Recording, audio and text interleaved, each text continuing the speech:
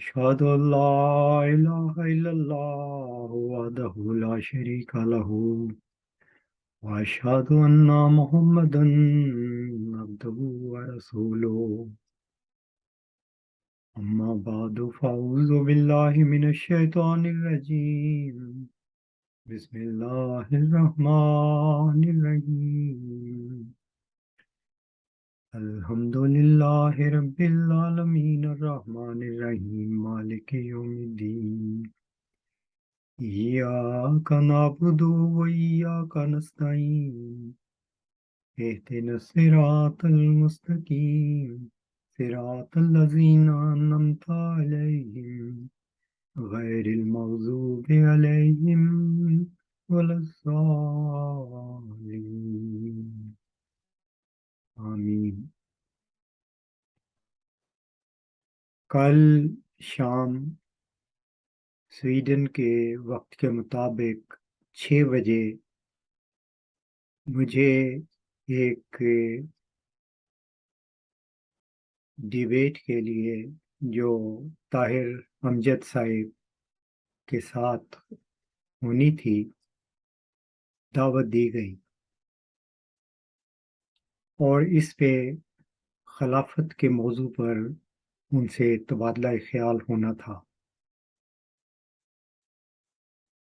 میں نے جو سوال طاہر امجد صاحب کے سامنے رکھا وہ یہ تھا کہ جماعت احمدیہ جو خلافتی نظام کی دعوے دار ہے، ان کے ٹی وی چینل MTA پر سورت نور کی آیت استخلاف اپنی یہ جو خلافت انہوں نے قائم کی ہے اس کے حق میں پیش کی جاتی ہے۔ وہ جو آیت ہے وہ یہ ہے، وعد اللہ الذین آمنوا منکم وعملوا الصالحات لیستخلفنہم فی الارض کما استخلف الذین من قبلہم وَلَيُمَكِّنَنَّ لَهُمْ دِينَهُمُ الَّذِي ارْتَضَىٰ لَهُمْ وَلَيُبَدِّلَنَّهُم مِّن بَعْدِ خَوْفِهِمْ أَمْنًا يَعْبُدُونَنِي لَا يُشْرِكُونَ بِي شَيْئًا وَمَن كَفَرَ بَعْدَ ذَلِكَ فَأُولَٰئِكَ هُمُ الْفَاسِقُونَ۔ میرا طاہر امجد صاحب سے سوال یہ تھا کہ یہ آیت کس بنیاد پر پیش کی جاتی ہے، جبکہ بانی جماعت نے کبھی بھی اپنے جانشین کے لیے ہرگز یہ نہیں فرمایا کہ وہ اس آیت کا مصداق ہوں گے۔ تو کیا جب یہ آیت پیش کی جاتی ہے تو طاہر امجد صاحب مرزا صاحب علیہ السلام کی کوئی ایسی تحریر، کوئی ایسا بیان پیش کر سکتی ہیں جو اس کی تائید میں ہو؟ اس کے جواب میں طاہر امجد صاحب نے موضوع کو بدلنے کی کوشش کی، اور وہ اس طرف جانا شروع ہو گئے کہ پہلے ہمیں خلیفہ کے لفظ کی تعریف کر لینی چاہیے کہ یہ اس سے کیا مراد لی جاتی ہے۔ میں نے اگرچہ میں یہ سمجھتا ہوں کہ بنیادی تعریف ہونا لازمی ہے، لیکن اس وقت میرا سوال یہ نہیں تھا۔ میرا سوال صرف یہ تھا کہ مرزا صاحب کی کوئی ایسی تحریر بطور سند پیش کی جائے جس میں انہوں نے اپنے جانشین کو اس آیت کا مصداق قرار دیا ہو، ہاں یا نہ میں جواب دیا جائے۔ مگر طاہر امجد صاحب اس طرف نہیں آئے اور ادھر ادھر کی باتیں کرتے رہے۔ ایک شعر ہے، یہ مدعا ہے کہ آئیں نہ مدعا کی طرف، سنا رہے ہیں وہ قصے ادھر ادھر کے مجھے. تو ادھر ادھر کے قصوں کی بات نہیں ہو رہی تھی، بالکل پن پوائنٹ موضوع تھا جس پر ان کو جواب دینے کے لیے کہا گیا تھا، مگر انہوں نے جواب نہیں دیا. وہ صاحب علم ہیں، سمجھدار ہیں، ذہین ہیں، مگر وہ جانتے ہیں، میں یہ سمجھتا ہوں اور گمان رکھتا ہوں ان کی نسبت، کہ اگر وہ یہ کہہ دیں کہ مرزا صاحب علیہ السلام کی ایسی کوئی تحریر نہیں، تو جو خلافت کا یہ سارا ڈھانچہ تعمیر کیا گیا ہے یہ دھڑام سے گر جاتا ہے. اس لیے وہ اس چیز کا جواب دینے سے گریزاں رہے. میں خلاصتاً ایک بات یہاں بیان کرنا ضروری سمجھتا ہوں کہ یہ آیت جو سورت نور میں بیان کی گئی ہے، یہ آیت دراصل امت محمدیہ میں خدا تعالی سے علم پا کر ہر صدی پر ظاہر ہونے والے وجودوں کے لیے ہے. مرزا صاحب علیہ السلام بھی حضرت صلی اللہ علیہ وآلہ وسلم کے 13ویں خلیفہ تھے، جس کا انہوں نے برملا اظہار کیا ہے. اگر یہ آیت ان نام نہاد خلفاء کی نسبت منسوب کی جائے تو اس کے بڑے ہی مہلک نتائج نکلتے ہیں. میں صرف ایک کی نشاندہی کرتا ہوں. اس آیت کا آخری حصہ ہے وَمَنْ كَفَرَ بَعْدَ ذَلِكَ فَأُولَٰئِكَ هُمُ الْفَاسِقُونَ، کہ جو کوئی ان خلیفوں کا انکار کرتا ہے وہ فاسق ہے. قرآن کی واضح آیت ہے. اب یہاں پر دیکھیے کہ خلافت راشدہ میں بھی، یعنی حضرت ابو بکر رضی اللہ تعالی عنہ سے لے کر حضرت علی رضی اللہ تعالی عنہ تک، اگرچہ وہ رسول کریم صلی اللہ علیہ وآلہ وسلم کے فرمودات کے عین مطابق خلفاء تھے، لیکن کبھی کسی نے یہ دعویٰ نہیں کیا کہ ہم آیت استخلاف کے تحت خلیفہ ہیں. اگر ان کا گمان ایسا ہوتا تو حضرت علی رضی اللہ تعالی عنہ کبھی حضرت عمر کی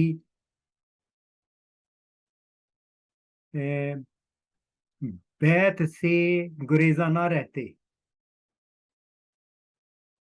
جو کہ انہوں نے کچھ عرصہ تک نہیں کی. کبھی حضرت عائشہ رضی اللہ تعالی عنہا جنگ جمل نہ کرتی، کیونکہ ان کو علم ہوتا کہ میں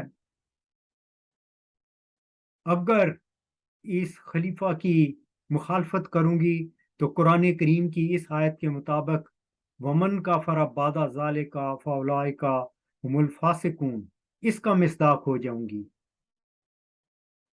اور نہ ہی ان کی وہ ساری جماعت جو ان کے ساتھ تھی، کئی ہزار پر مشتمل افراد پر تھی. حضرت طلحہ رضی اللہ تعالیٰ عنہ بھی تھے، حضرت زبیر رضی اللہ تعالیٰ عنہ بھی اس میں تھے. اور یہ وہ کون لوگ تھے؟ یہ وہ 10 صحابہ میں سے تھے جن کو جنت کی بشارت دی گئی تھی. تو یہ چیزیں، ان کی بڑی تفصیل بیان کی جا سکتی ہے، مگر یہ مختصر سا بتا دیا ہے کہ یہ آیت ہے ہی خدا تعالی کے قائم کردہ خلیفوں کی ہے، نہ کہ ووٹوں سے جو لوگ چنے جاتے ہیں۔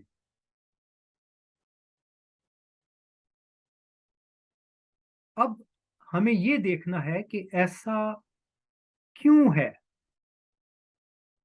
کہ جماعت نے حضرت مسیح علیہ السلام کی تعلیم کے برخلاف یہ اقدامات کیوں کیے؟ اس کی وجہ یہ ہے کہ مرزا بشیر الدین محمود صاحب کے ذہن میں اقتدار حاصل کرنے کا یا اپنے والد صاحب کا جانشین ہونے کی ایک طلب تھی۔ اس کی وجوہات بھی ہیں۔ میر ناصر نواب صاحب وہ خود بھی ایک گدی نشین گھرانے سے تعلق رکھتے تھے، جہاں باپ کے بعد بیٹا جانشین ہو جاتا ہے، اور ہمارے برے صغیر میں یہ ایک عام روایت چلی آ رہی ہے کہ کوئی پیر صاحب فوت ہوں تو ان کے بعد ان کا بیٹا جانشین ہو جاتا ہے۔ آپ پیر پگاڑا دیکھ لیں، پیر آف مکھڈ شریف دیکھ لیں، یہ عام روایت ہے۔ مذہب کا تو ذکر کیا، ہماری سیاست بھی یہی ہے کہ باپ اگر سیاستدان ہے تو پھر اس کی گدی اس کا بیٹا یا بیٹی لے لیتی ہے۔ ذوالفقار علی بھٹو کو دیکھتے ہیں تو ان کے بعد ان کی بیٹی، پھر ان کی بیٹی کے بعد ان کا بیٹا۔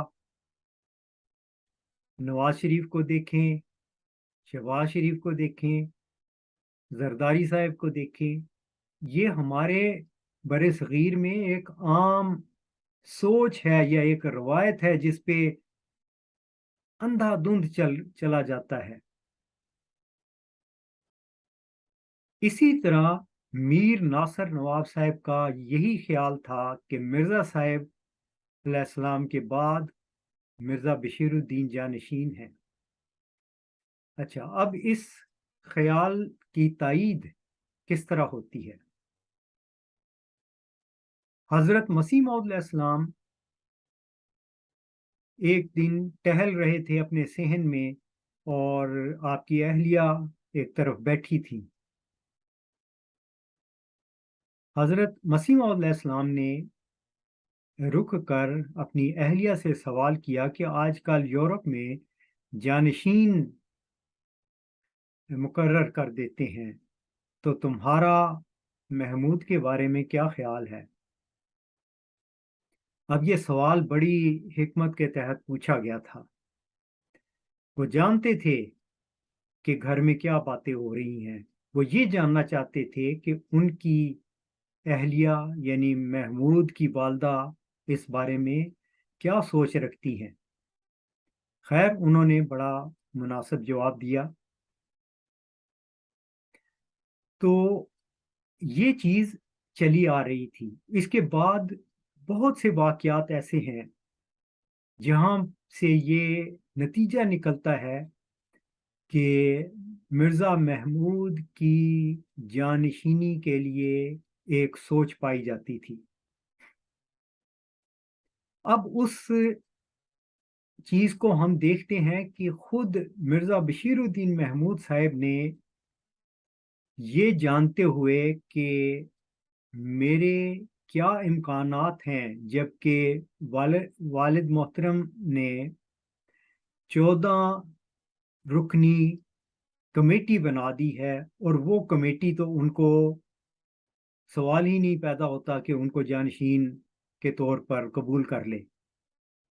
تو انہوں نے اپنے اس اقتدار کو حاصل کرنے کے لیے اس انجمن کو رد کر دیا۔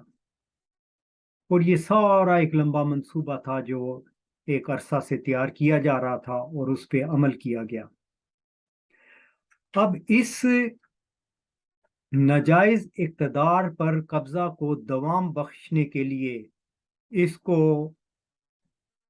آیت استخلاف کا مصداق قرار دینا شروع کر دیا گیا رفتہ رفتہ۔ اسی کو اللہ تعالیٰ کا فیصلہ قرار دیا جانا شروع کر دیا گیا۔ خدا کی مصلحت یہی ہے۔ یہ چیز اور اس کو پھر ذہنوں میں بٹھانا شروع کیا۔ یہ جو ہم ایک ترانہ سنتے ہیں، ہمارا خلافت پہ ایمان ہے، یہ بچوں کے ذہنوں میں بٹھانے کی ایک انتہائی غلط تحریک ہے۔ کہاں لکھا گیا ہے کہ خلافت، اس خلافت کو جس کے یہ دعوے دار ہیں، اس پہ ایمان لایا جائے؟ رسول کریم صلی اللہ علیہ وآلہ وسلم جو بانی اسلام ہیں، جن پر ہم سب لوگ ایمان رکھتے ہیں، آپ نے تو ایمان کے اراکین یہ بتائے ہیں۔ نمبر 1 اللہ پر ایمان، نمبر 2 فرشتوں پر ایمان، نمبر 3 اللہ کی کتابوں پر ایمان، نمبر 4 اللہ کے رسولوں پر ایمان، نمبر 5 یوم آخرت پر ایمان، اور ایک چھٹا بھی ہے قضاء و قدر کے بارے میں۔ اب یہ کہاں سے انہوں نے نکال لیا ہمارا خلافت پہ ایمان ہے؟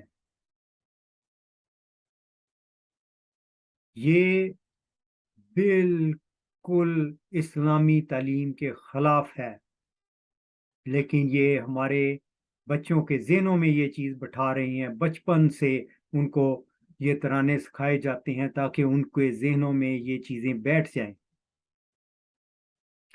یہ اس طرح کی فریب کاری ہے جیسے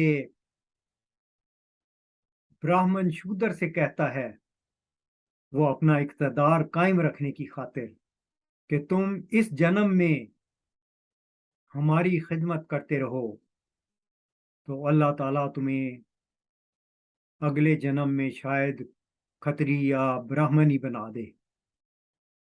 اس طرح ان کو کنٹرول کیا گیا۔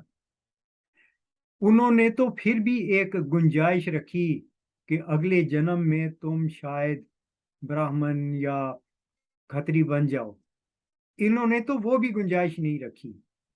انہوں نے یہ رکھا ہے کہ بس ہماری خدمتیں کرتے جاؤ، ہمارے آگے اطاعت کا دم بھرو، ہمارے آگے کوئی سوال نہ کرو۔ خواہ رسول کریم صلی اللہ علیہ وسلم فرمائیں کہ سوال کرنا نصف علم ہے، نہیں آپ کو ہم یہ حق نہیں دیتے، سوال بھی نہیں کرنا، بس سر جھکا کے غلاموں کی طرح ہمارے سامنے کھڑے رہو۔ یہ ہے وہ خلافت کی حقیقت جس کو یہ آیت استخلاف سے جوڑنے کی کوشش کرتے ہیں۔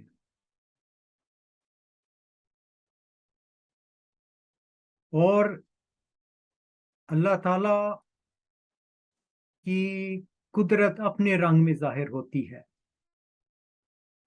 انہوں نے تو فریب کاری سے یہ سارا سلسلہ چلانے کی کوشش کی، لیکن خدا تعالیٰ نے جس نے یہ ساری سلسلے قائم کر رکھے ہیں، اس نے بشارتیں دے رکھی تھی،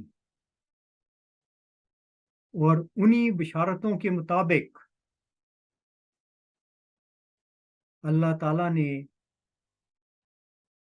اصلاح کے لیے اس زمانہ میں ایک شخص کو रूहुल कुदस की तईद से खड़ा कर दिया। अब ये रूहुल कुदस की तईद से खड़ा करना, ये भी एक बड़ा दिलचस्प और अहले हक के लिए इसमें बहुत कुछ बातें इसमें पोशीदा हैं। हजरत मसीह मौद अलैहिस्सलाम अपनी सदाकत के निशान के तौर पर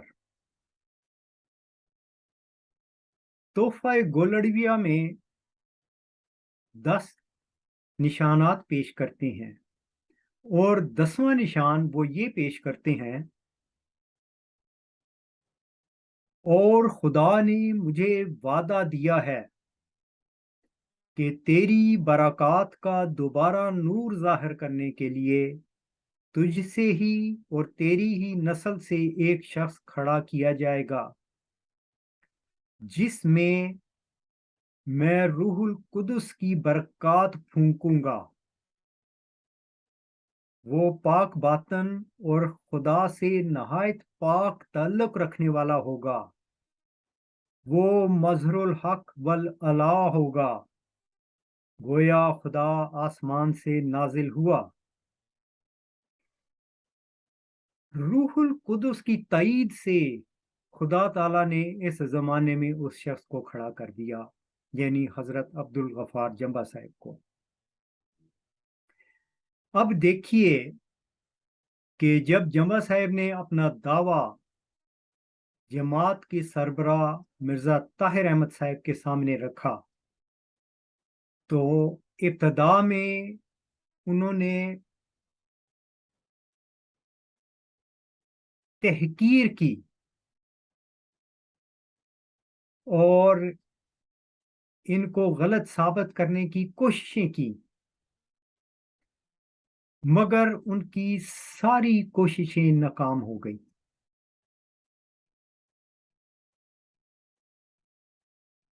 खुदा ने जिसको रूहुल कुदस की ताईद से खड़ा करना था, खुदा उसके साथ था।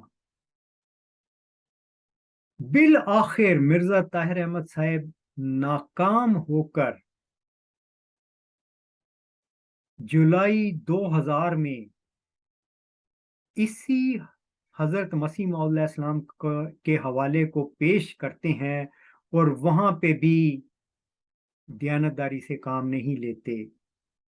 वो सिर्फ ये बात पढ़ते हैं, और खुदा ने मुझे वादा दिया है कि तेरी बरक़ात का दोबारा नूर ज़ाहिर करने के लिए तुझसे ही और तेरी नस्ल से एक शख्स खड़ा किया जाएगा। यहाँ तक पढ़कर उन्होंने हज़रत मसीह मौद अलैहिस्सलाम की अगली तहरीरात को नहीं पढ़ा, और यहाँ पर अवाम से, जमात से ये फरियाद करना शुरू कर दी कि मेरे लिए दुआ करें कि खुदा मुझे ही वो मुबारक वजूद बना दे। सवाल ये है कि जिसको खुदा ने बनाया, जो आपके सामने खड़ा है, उसको रद्द करने के लिए आपके पास क्या दलील है? आप जमात को तो सच्चाइयां बता ही नहीं रहे कि हुआ क्या है आपके साथ, और आप किस मुसीबत का शिकार हो चुके हुए हैं। जब आपने ये बात की, तो आपने अपने ही कायम करदा बहुत से असूलों को पामाल कर दिया, जिनको मैं अभी सामने रखता हूं। पहली बात यह है कि हजरत मसीह मौद अलैहिस्सलाम ने तो फरमाया था कि एक शख्स को खड़ा किया जाएगा, और जब आपने ये लिखा कि तेरी ही नस्ल से एक शख्स को खड़ा किया जाएगा, तो इसके बारे में ये इम्कान लगता है कि गोया वो हजरत मसीह मौद अलैहिस्सलाम की नस्ल में से होगा, और आप भी उनके पोते हैं। लेकिन ये जहन में रखा जाए कि ये तहरीर जो तोहफा गोलड़विया सफ़ा 181 पे दर्ज है, ये 1900 की है।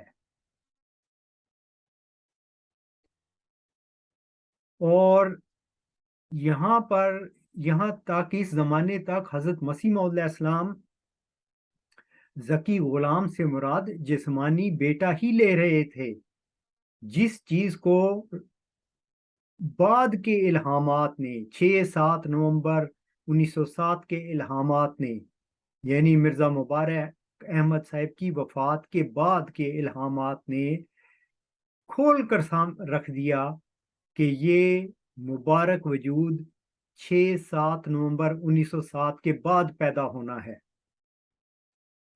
اور یہ تمام دلائل جنبا صاحب مرزا طاہر احمد صاحب کے سامنے 1997 کے خط میں تحریر کر چکے تھے، اور 3 سال بعد مرزا طاہر احمد صاحب جو بیان دے رہے ہیں وہ سب ان باتوں کو چھپا رہے ہیں۔ میں انشاءاللہ تعالیٰ اگر توفیق ملی تو اگلے خطبات میں وہ خطوط جو جنبا صاحب نے لکھے اور جواب میں مرزا طاہر احمد صاحب نے جو کچھ لکھا وہ پڑھ کر سناؤں گا، اور ان پر تشریح بھی کروں گا، ان پہ تبصرہ بھی کروں گا۔ تو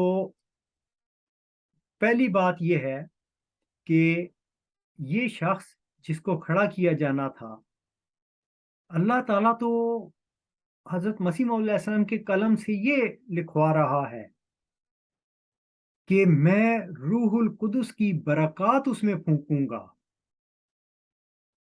یعنی وہ لوگوں کے ووٹوں سے نہیں بنے گا، وہ الہام سے بنے گا۔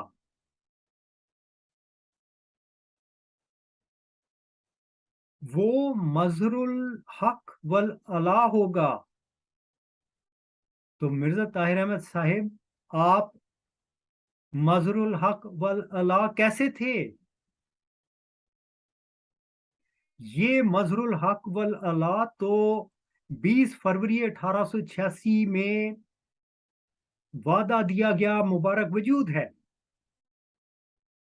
اگر آپ اپنے لیے دعا کرا رہے ہیں کہ آپ وہ مظہر الحق والعلا ہوں،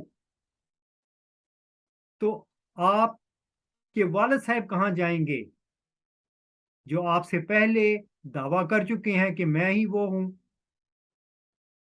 تو گویا آپ جب اپنے لیے دعا کرانے کا کہہ رہے ہیں تو آپ یہ اعلان کر رہے ہیں کہ میرے والد صاحب کا دعویٰ جھوٹا تھا۔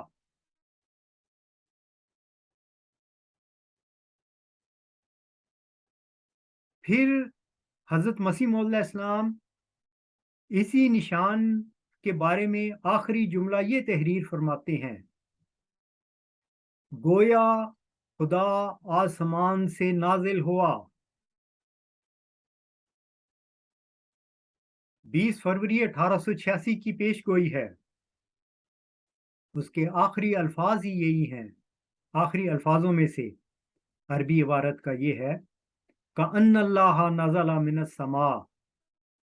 حضرت مسیح موعود علیہ السلام یہ 10واں نشان اسی مبارک وجود کے بارے میں بیان فرما رہے ہیں جو 20 فروری 1886 میں وعدہ دیا گیا تھا۔ تو مرزا طاہر احمد صاحب کس بنیاد پر یہ اعلان کروا رہے ہیں کہ میرے لیے دعا کریں کہ خدا مجھے وہ مبارک وجود بنا دے؟ گویا وہ یہ کہہ رہے ہیں کہ میں ہی وہ 20 فروری 1886 کی پیش گوئی کا والا مبارک وجود بن جاؤں۔ پھر سوال پیدا ہوگا کہ آپ کے والد صاحب کہاں جائیں گے؟ آپ تو در پردہ یہ اعلان کر رہے ہیں کہ میرے والد صاحب کا دعویٰ درست نہیں تھا۔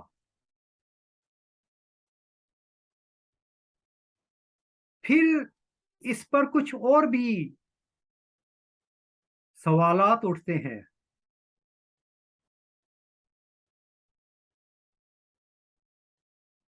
کہ آپ ہی یہ کہا کرتے تھے کہ جو عہدے کی طلب کرے اسے عہدہ نہ دو۔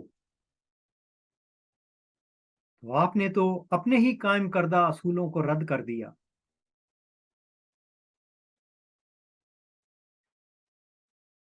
پھر آپ ہی خلفاء नाम निहाद ये कहती हैं कि ये खिलाफत ता क़यामत है।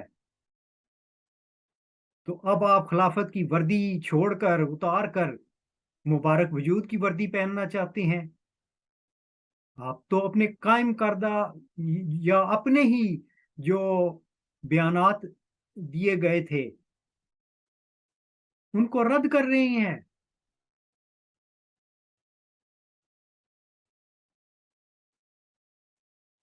ये सब बातें जो आपने अपने ही कायम करदा सारे असूलों को अब रद्द कर दिया इस मुबारक वजूद की खातिर, इस पर मुझे एक शेर याद आ जाता है।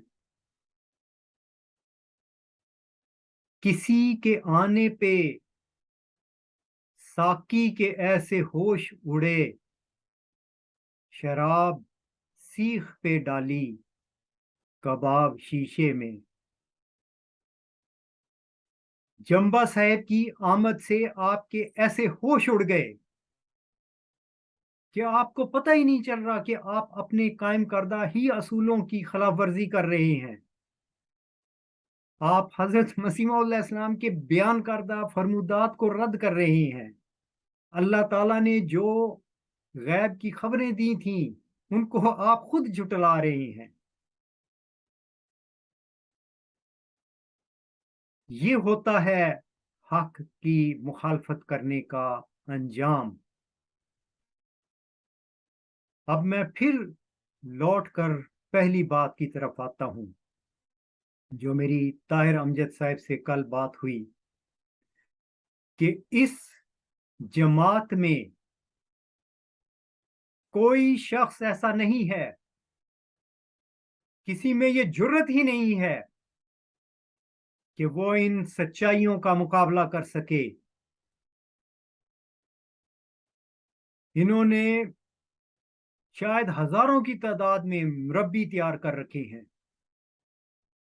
क्या किसी में भी जुर्रत है कि इन बातों का आकर मुकाबला कर सके? हरगिज नहीं है।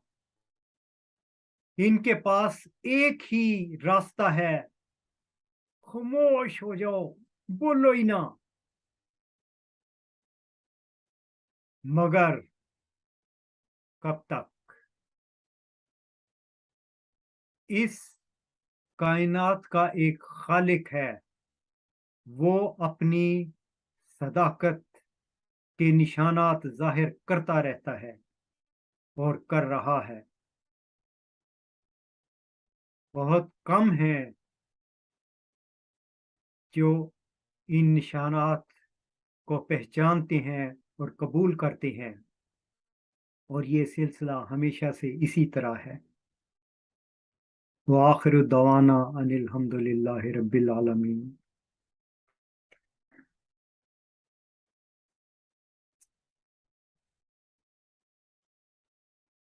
अल्हम्दुलिल्लाहि नहमदुहु व नस्तईनुहु व नस्तगफिरुहु व नुमिनु बिही व नतवक्कलु अलैहि व नऊज़ु बिल्लाहि मिन शुरूरि अनफुसिना व मिन सय्यिआति अमालिना।